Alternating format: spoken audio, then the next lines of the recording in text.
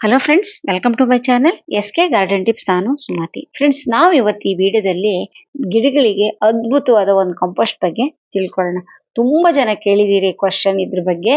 ಅವರಿಗೆಲ್ಲರಿಗೂ ಈ ವಿಡಿಯೋದಲ್ಲಿ ಉತ್ತರ ಸಿಕ್ಕುತ್ತೆ. ಹಾಗೆ ಯಾವುದ್ರ ಬಗ್ಗೆ ನಾನು ಹೇಳ್ತೀನಿ ಅಂದ್ರೆ, ಈ ಹಸು ಸೆಗಣಿನ ಗೊಬ್ಬರವಾಗಿ ಯಾವ ತರ ನಾವು ಗಿಡಗಳಿಗೆ ಉಪಯೋಗ ಆಗುವಂತೆ ಮಾಡ್ಬೋದು ಅನ್ನೋದ್ರ ಬಗ್ಗೆ ಸಿಂಪಲ್ ಆಗಿ ಟಿಪ್ಸ್ ಕೊಡ್ತೀನಿ.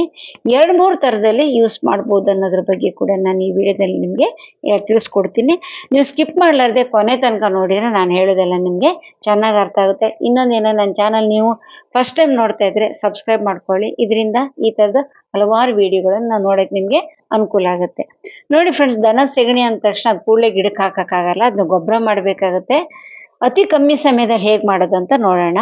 ಈಗ ಫಸ್ಟ್ ಕ್ವಶನ್ ಏನಂದ್ರೆ, ಯಾವ ಥರದ ಹಸು ಸೆಗಣಿ ಒಳ್ಳೇದು ಅಂತ ನೋಡಿ ಫ್ರೆಂಡ್ಸ್. ನಮ್ಮ ಕಡೆ ಊರ್ ಸೈಡಲ್ಲಿ ಇರುತ್ತಲ್ಲ, ನಾಟಿ ಹಸು ಅಂತಾರೆ ನೋಡಿ, ಅಂಥ ದನ ಸೆಗಣಿ ಇದ್ರೆ ತುಂಬಾ ಒಳ್ಳೇದು. ಇನ್ನು ಈ ತರ ಸಿಕ್ಕದೇ ಇಲ್ಲ ಅಂದ್ರೆ ಎಮ್ಮೆ ಸೆಗಣಿ ಆಗಲಿ ಅಥವಾ ಬೇರೆ ಆಗಲಿ, ಜವಾರಿ ದನ ಹಸುಗಳೆಲ್ಲ ಬಂದಿದಾವಲ್ಲ ಇವಾಗ, ಅದು ಯಾವ್ದಾದ್ರು ಸೆಗಣಿ ತಗೊಳ್ಳಿ ನೀವು, ಪರವಾಗಿಲ್ಲ. ಈಗ ಸೆಗಣಿ ತಂದ್ರ ಮೇಲೆ ನಾವು ಫಸ್ಟ್ ಏನ್ ಮಾಡ್ಬೇಕು ಅನ್ನೋದ್ರ ಬಗ್ಗೆ ನೋಡೋಣ. ಈಗ ನಾವು ಗೊಬ್ಬರನೇ ತರ್ತಿದೀವಿ ಅನ್ಕೊಂಡ್ರೆ ಕನಿಷ್ಠ ಮಿನಿಮಮ್ ಒಂದು 6 ತಿಂಗಳು ಅದ್ರಲ್ಲಿ ಇದ್ದದನ್ನ ತಗೊಂಬನ್ನಿ. ಅಂದ್ರೆ ಆದಷ್ಟು ಬುಡದಲ್ಲಿರುವಂತ ಗೊಬ್ಬರನೇ ತಗೊಂಬನ್ನಿ. ಯಾಕಂದ್ರೆ ಫ್ರೆಶ್ ಸೆಗಣಿನ ಗಿಡಗಳಿಗೆ ಹಾಕ್ಬಾರ್ದು. ಯಾಕೆ ಅಂತಾನೆ ಈ ವಿಡಿಯೋದಲ್ಲಿ ನಿಮ್ಗೆ ಎಕ್ಸ್ಪ್ಲೈನ್ ಮಾಡ್ತೀನಿ. ನಾನು ಒಂದು 10-20 kg ಅಷ್ಟು ದನ ಸೆಗಣಿ ತರಿಸಿದೀನಿ ನೋಡಿ. ಒಂದು ದೊಡ್ಡ 2 ಚೀಲದಷ್ಟು ತರಿಸಿದೀನಿ. ಇವೆಲ್ಲ ಫ್ರೆಶ್ ಆಗಿದೆ, ಅಂದ್ರೆ 2-3 ದಿವಸದ ಸೆಗಣಿಗಳಿದು. ಇದನ್ನ ನಾನು ಹೀಗೆ ಗಿಡಕ್ಕೆ ಹಾಕಿದೆ ಅಂತ ಹೇಳಿ ಅನ್ಕೊಳ್ಳಿ, ಅವಾಗ ಏನಾಗ್ತಾನೆ, ಇಷ್ಟಕ್ಕೆ ಮುಂಚೆ ಗಿಡಗಳಿಗೆ ಹಾನಿ ಮಾಡುತ್ತೆ. ಯಾಕಂತ ಹೇಳಿದ್ರೆ ಈ ಸೆಗಣಿ ಗೊಬ್ಬರ ಆಗೋ ಪ್ರಾಸೆಸ್ ಅಲ್ಲಿ ಒಂದು ಗ್ಯಾಸ್ ತರದ್ ರಿಲೀಸ್ ಮಾಡುತ್ತೆ. ಅದು ಗಿಡಗಳ ಬೇರನ್ನ ಬರ್ನ್ ಮಾಡುತ್ತೆ, ಅಂದ್ರೆ ಹಾಕದಂಗ ಆಗುತ್ತೆ. ಆವಾಗ ನಮ್ ಗಿಡ ಸತ್ತೋಗುತ್ತೆ. ಅದಕ್ಕೆ ಹಸಿ ಸೆಗಣಿ ಯಾವಾಗ್ಲೂ ಗಿಡಗಳಿಗೆ ಯೂಸ್ ಮಾಡಬಾರ್ದು, ಅದು ಮಾತ್ರ ನೆನ್ಪಿಟ್ಕೊಳ್ಳಿ. ಸರಿ, ಇವಾಗ ಗೊಬ್ಬರದ ಬಗ್ಗೆ 6 ತಿಂಗಳು ಹಳೇದ್ ಗೊಬ್ಬರ ತರ್ಬೇಕಂತ ಹೇಳಿದೆ, ಆ ಪಾಯಿಂಟ್ ಕ್ಲಿಯರ್ ಆಯ್ತು. ಈಗ ನಾವು ಮಾತ್ರ ಹಸಿ ಸೆಗಣಿ ಇದೆ ಅಂದ್ಕೊಳ್ಳಿ, ಇದನ್ನ ನಾವು ಡೈರೆಕ್ಟ್ ಆಗಿ ಯೂಸ್ ಮಾಡಬಾರ್ದು ಅಂತ ಕೂಡ ಗೊತ್ತಾಯ್ತು. ಈಗ ಇದನ್ನ ಹೇಗೆ ನಾವು ಸ್ಟೋರ್ ಮಾಡ್ಕೊಳ್ಬೇಕು, ಹೇಗೆ ಗೊಬ್ಬರ ಮಾಡ್ಕೊಳ್ಬೇಕು ನೋಡಿ. ಈ ತರ ಅದನ್ನ ಸಣ್ಣ ಸಣ್ಣ ಉಂಡೆ ತರ ಮಾಡ್ಬಿಟ್ಟು ಒಣಗಿಸಿ ಇಟ್ಕೊಳ್ಬಹುದು. ಇಲ್ಲಿ ಒಣಗಿಸಿದೆ ಅಂದ ತಕ್ಷಣ ಕೆಲವರಿಗೆ ಬಿಸಿಲಲ್ಲಿ ಹಾಕ್ಬೇಕಾ ಅಂತ ಪಾಯಿಂಟ್ ಬರುತ್ತೆ ನನ್ನ ತಲೆಯಲ್ಲಿ. ಯಾವುದೇ ಕಾರಣಕ್ಕಾಗ್ಲಿ, ಯಾವುದೇ ತರದ ಗೊಬ್ಬರನಾಗ್ಲಿ ಬಿಸಿಲಲ್ಲಿ ಮಾತ್ರ ಹಾಕ್ಬಾರ್ದು. ಯಾಕಂದ್ರೆ ಗೊಬ್ಬರ ಅಂದ್ರೇನೆ ಅದರಲ್ಲಿ ಸೂಕ್ಷ್ಮ ಜೀವಿಗಳು ಇರುತ್ತೆ. ಆ ಸೂಕ್ಷ್ಮ ಜೀವಿಗಳು ಇದ್ದಾಗಲೇ ನಮ್ಮ ಗಿಡಗಳಿಗೆ ಒಳ್ಳೆ ಒಂದು ಫುಡ್ ತರ ಸಿಕ್ಕುತ್ತೆ. ಆವಾಗಲೇ ಗಿಡಗಳು ಚೆನ್ನಾಗಿ ಬೆಳೀತೆ. ಅದಕ್ಕೋಸ್ಕರನೇ ನಾವು ಅದಕ್ಕೆ ಗೊಬ್ಬರ ಹಾಕೋದು ಗಿಡಗಳಿಗೆ. ಇದು ಮಾತ್ರ ತಲೆಯಲ್ಲಿ ಇಟ್ಕೊಂಡಿರಿ. ಸೂಕ್ಷ್ಮ ಜೀವಿಗಳು ಇರಬೇಕು ಅಂತ ಹೇಳಿದ್ರೆ ಆ ಗೊಬ್ಬರ ಸ್ವಲ್ಪ ಮಾಯಿಶ್ಚರ್, ಅಂದ್ರೆ ಸ್ವಲ್ಪ ತೇವಾಂಶ ಇರಬೇಕು, ಹಾಗೆ ನೆರಳಲ್ಲಿ ಇಟ್ಟಿರ್ಬೇಕು. ಈಗ ಇದನ್ನ ಸಣ್ಣ ಸಣ್ಣ ಉಂಡೆ ತರ ಮಾಡಿ ನಾವು ಒಣಗಿಸಿ ಇಟ್ಕೊಂಡ್ರು ಪರವಾಗಿಲ್ಲ. ಅಂದ್ರೆ ನೆರಳಲ್ಲಿ ಒಣಗಿಸ್ಬೇಕು. ಒಂದು 15-20 ದಿವಸ ತನಕ ಒಣಗಿಸಿದ್ರೆ ಅದು ಸಣ್ಣ ಸಣ್ಣ ಉಂಡೆ ತರ ಇದಾಗುತ್ತೆ, ಅದನ್ನ ನಾವು ಇಟ್ಕೊಳ್ಬೋದು. ಆಮೇಲೆ ಇನ್ನೊಂದು ಏನಂತ ಹೇಳಿದ್ರೆ, ಈ ಸೆಗಣಿ ಬೆರಣಿ ಅಂತಾರೆ ನೋಡಿ, ಈ ಕೌಡಂಗ್ ಕೇಕ್ ಅಂತ ಹೇಳ್ತಾರೆ ಇಂಗ್ಲಿಷ್ ಅಲ್ಲಿ, ಆ ತರ ಮಾಡ್ಬಿಟ್ಟು ಒಣಗಿಸಿಟ್ಕೊಳ್ಬೋದು. ಇದು ಹಳ್ಳಿ ಕಡೆ ಎಲ್ಲ ಸಾಮಾನ್ಯವಾಗಿ ಮಲೆಗಳಿಗೆ ಹಾಕೊಳಕ್ಕೆ ಮಾಡ್ತಾ ಇದ್ದಾರೆ. ಇದು ಅಮೆಜಾನ್ ಅಲ್ಲಿ ಕೂಡ ಸಿಗ್ತಾ ಇದೆ ನಿಮ್ಗೆ. ಅಸಲೇ ಹಸಿನ ಸೆಗಣಿ ಸಿಕ್ಕದೇ ಇಲ್ಲ ಅಂದವರು ಅಮೆಜಾನ್ ಅಲ್ಲಿ ಕೂಡ ತರಿಸ್ಕೊಳ್ಬಹುದು. ಇಲ್ಲ ಪೂಜಾ ಸ್ಟೋರ್ ಅಲ್ಲಿ ಕೂಡ ಸಿಕ್ಕುತ್ತೆ, ಅಲ್ಲೂ ಕೂಡ ನೀವು ಕಲೆಕ್ಟ್ ಮಾಡ್ಕೊಳ್ಬಹುದು. ಯಾವ್ದು ಈ ದನದ ಸೆಗಣಿ ಬೆರಣಿ ಅಂತಾರೆ ಅದನ್ನ. ಈ ತರ ಒಂಥರ ಹಪ್ಪಳ ತರ ಮಾಡ್ಬಿಟ್ಟು ಒಣಗಿಸಿಟ್ಟು ಅದು ಸೇಲ್ ಮಾಡ್ತಾರೆ. ದನ ಸೆಗಣಿ ಅಂತಾರೆ, 90% ಇರ್ಬೋದು ಅನ್ಕೊಂತೀನಿ. ಯಾಕೆ ಪೂಜೆ ಗೀಜೆಗೆಲ್ಲ ಯೂಸ್ ಮಾಡ್ತಾರಲ್ಲ, ಅದಕ್ಕೋಸ್ಕರ. ಇದರಲ್ಲಿ ಕಲಬೆರಕೆ ಆಗೋದಿಲ್ವೇನೋ ಅನ್ಕೊಂಡಿದೀನಿ, ಹೇಳಕ್ ಬರಲ್ಲ. ದುಡ್ಡಿನ ಆಸೆಗೆ ದನ ಸೆಗಣಿ ಬದಲಿಗೆ ಎಮ್ಮೆ ಸೆಗಣಿ ಹಾಕಿದ್ರು ಹಾಕ್ಬೋದು. ನಮ್ಮ ಜನಗಳು ಏನು ಕೂಡ ಮಾಡ್ತಾರೆ. ಅದು ಸ್ವಲ್ಪ ನೋಡ್ಬಿಟ್ಟು ನಿಮ್ಗೆ ನಂಬಿಕೆ ಇರೋ ಕಡೆನೆ ತರ್ಸ್ಕೊಳ್ಳಿ, ಓಕೆನಾ. ಈ ತರ ಸೆಗಣಿ ಬೆರಣಿ ಸಿಗ್ತಾವಾಗ ತಗೊಂಬಂದ್ಬಿಟ್ಟು ಅದನ್ನ ಒಣಗಿಸಿ ಇಟ್ಕೊಂಡು ನಾವು ಸ್ಟೋರ್ ಮಾಡ್ಕೊಂಡ್ಬಿಟ್ಟು ಯಾವಾಗ ಬೇಕಾದ್ರೆ ಆವಾಗ ಗಿಡಗಳಿಗೆ ಯೂಸ್ ಮಾಡ್ಬೋದು. ನೋಡಿ, ನಾನು ಒಂದಷ್ಟು ಸೆಗಣಿನ ಬೆರಣಿ ತರ ಮಾಡ್ಬಿಟ್ಟು ಇಟ್ಕೊಂಡಿದ್ದೀನಿ. ಇದರಲ್ಲಿ ಇನ್ನೊಂದಿದೆ ಘನಜೀವಾಮೃತ ಅಂತ. ಅದ್ರ ಬಗ್ಗೆ ನಾನು ಆಲ್ರೆಡಿ ಒಂದು ವಿಡಿಯೋ ಮಾಡಿ ಎಕ್ಸ್ಪ್ಲೇನ್ ಮಾಡಿದ್ದೀನಿ. ಇನ್ನು ಬೇಕಾದವ್ರು ಯಾರೋ ನೋಡ್ಬೇಕು ಅಂದ್ಕೊಂಡವ್ರು ಒಂದ್ಸತಿ ಕಾಮೆಂಟ್ ಮಾಡಿ. ಮತ್ತೆ ಇನ್ನೊಂದು ವಿಡಿಯೋದಲ್ಲಿ ನಿಮ್ಗೆ ಘನಜೀವಾಮೃತ ಹೇಗ್ ಮಾಡೋದು, ಅಂದ್ರೆ ಇದಕ್ಕಿಂತ 100 ಪಟ್ಟು ಅದಕ್ಕೆ ಶಕ್ತಿ ಜಾಸ್ತಿ ಇರುತ್ತೆ. ಒಂದು ದನ ಸೆಗಣಿನೇ ನಮ್ಗೆ ಒಳ್ಳೆ ಗೊಬ್ಬರ ಗಿಡಗಳಿಗೆ, ಅದನ್ನ ಇನ್ನೂ 100 ಪಟ್ಟು ಜಾಸ್ತಿ ಮಾಡೋದು ಹೇಗೆ ಅನ್ನೋದ್ರ ಬಗ್ಗೆ ಘನಜೀವಾಮೃತ ನಮಗೆ ತಿಳಿಸ್ಕೊಡುತ್ತೆ. ಅದು ತುಂಬಾ ಜನ ರೈತರೆಲ್ಲ ಆರ್ಗಾನಿಕ್ ಫಾರ್ಮ್ ಮಾಡೋರು ಯೂಸ್ ಮಾಡ್ತಾ ಇದ್ದಾರೆ. ಅದ್ರ ಬಗ್ಗೆ ಕೂಡ ನಿಮ್ಗೆ ತಿಳ್ಕೊಳ್ಬೇಕಂದ್ರೆ ಕಾಮೆಂಟಲ್ಲಿ ನಂಗೆ ಹೇಳಿ, ಓಕೆನಾ. ಈಗ ಇನ್ನೊಂದು, ಈಗ ನಾವು ಈ ಹಸಿ ಸೆಗಣಿ ತಂದವಾಗ ಗಿಡಗಳಿಗೆ ಯೂಸ್ ಮಾಡೋಕ್ಕೆ ಬರಲ್ವಾ ಅಂದರೆ ಮಾಡ್ಬೋದು. ಯಾವ ಥರ ಅಂತ ಇಲ್ಲಿ ತೋರಿಸ್ಕೊಡ್ತೀನಿ ನೋಡಿ. ಇವಾಗ ಈಗ ನಿಮ್ಗೆ ಹಸುವಿನ ಸಗಣಿ 1 kg 2 kg ಸಿಕ್ಕಿದೆ. ನಮ್ಮಲ್ಲಿ ತುಂಬಾ ಗಿಡಗಳಿದೆ.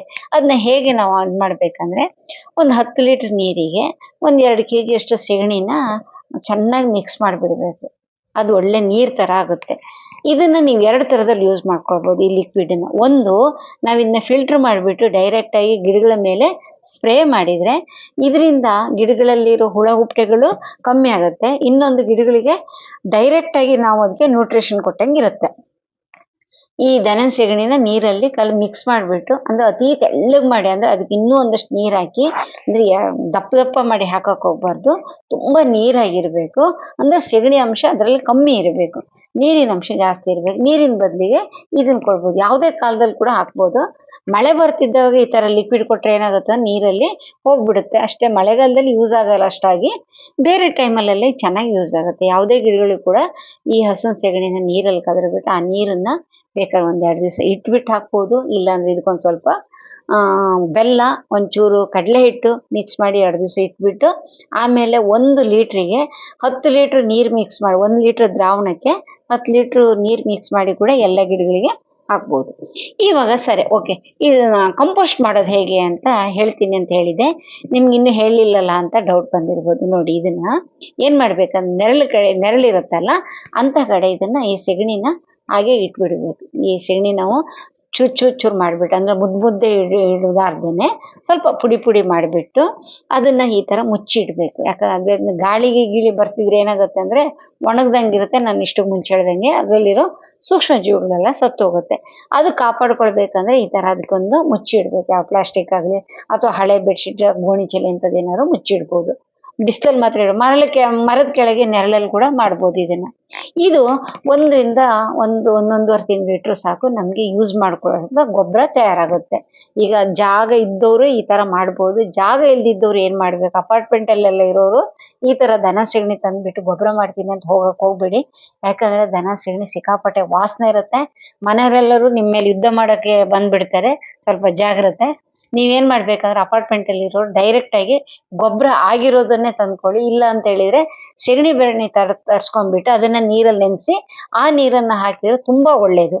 ಅದು ವಾಸನೆನೂ ಬರಲ್ಲ, ಮನೆಯವ್ರ ಹತ್ರ ಪ್ರಾಬ್ಲಮ್ ಇರಲ್ಲ. ಗಿಡಗಳಿಗೆ ಬೇಕಾಗುವಂತ ಎಲ್ಲಾ ಪೋಷಣೆಗಳು ಇದರಲ್ಲಿ ಇರುತ್ತೆ. ಅಂದ್ರೆ NPK ಅಂತ ಹೇಳ್ತೀವಲ್ಲ ನಾವು, ಅದೆಲ್ಲದೂ ಈ ಸೆಗಣಿ ಆಕಳ ಸೆಗಣಿಲಿ ಇರುತ್ತೆ.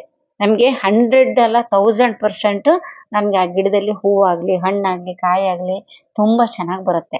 ಇದನ್ನ ನಾವು ಎಷ್ಟು ದಿವ್ಸಕ್ಕೆ ಒಂದ್ಸತಿ ಹಾಕ್ಬೋದು ಅಂದ್ರೆ, ಒಂದೊಂದು ಮುಷ್ಟಿ 15-20 ದಿವ್ಸಕ್ಕೆ ಒಂದ್ಸತಿ ಈ ಪುಡಿನ ನಾವು ಹಾಕ್ಬೋದು.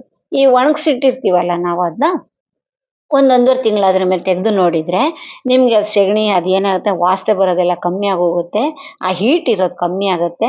ನಾವು ಆಕಳ ಸೆಗಣಿನ ಒಂದ್ಸತಿ ಕೈ ಹಾಕಿ ನೋಡಿದ್ರೆ ಅದ್ರಲ್ಲಿ ಬಿಸಿ ಇರುತ್ತೆ, ನಿಮ್ಗೆ ಗೊತ್ತಾಗುತ್ತೆ. ಅದೆಲ್ಲ ಕಮ್ಮಿ ಆಗ್ಬಿಟ್ಟು ಕೋಲ್ಡ್ ಆಗುತ್ತೆ. ಆವಾಗ ನಾವು ಅದನ್ನ ಯೂಸ್ ಮಾಡ್ಬೋದು.